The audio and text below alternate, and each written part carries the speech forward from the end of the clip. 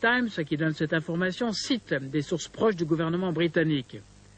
Saddam Hussein aurait fourni à l'Algérie également des scientifiques pour travailler sur un réacteur pouvant produire tous les 3 ans 2 bombes de taille de celle qui a ravagé Nagasaki.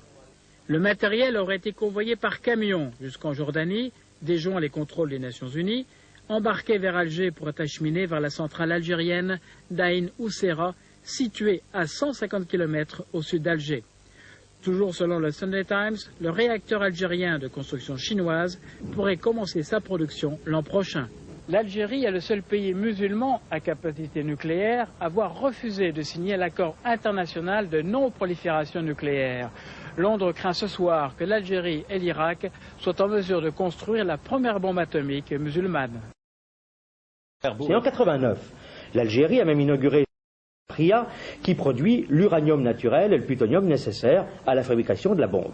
Aujourd'hui, on sait aussi que l'Iran, qui soutient de nombreux mouvements intégristes à travers le monde, veut acquérir cette bombe nucléaire.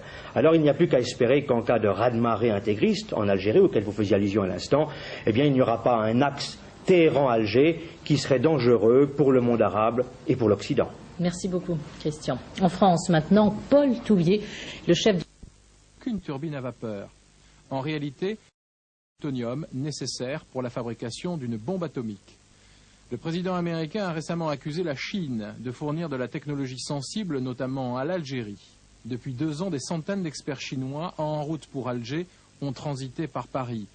On sait de bonnes sources que les Chinois conseilleraient les Algériens pour adapter des ogives nucléaires sur les missiles Scud, semblables à ceux que Saddam Hussein tirait sur Israël il y a à peine 1 an. L'avis d'un expert. Chacun est au courant de l'existence d'une centrale nucléaire construite par les Chinois. Il n'y a plus de secret là-dessus. Mais l'Algérie a accepté que l'Agence internationale pour l'énergie atomique de Vienne soumette cette centrale à des vérifications, à des contrôles. Donc cette affaire-là n'est peut-être pas trop dangereuse.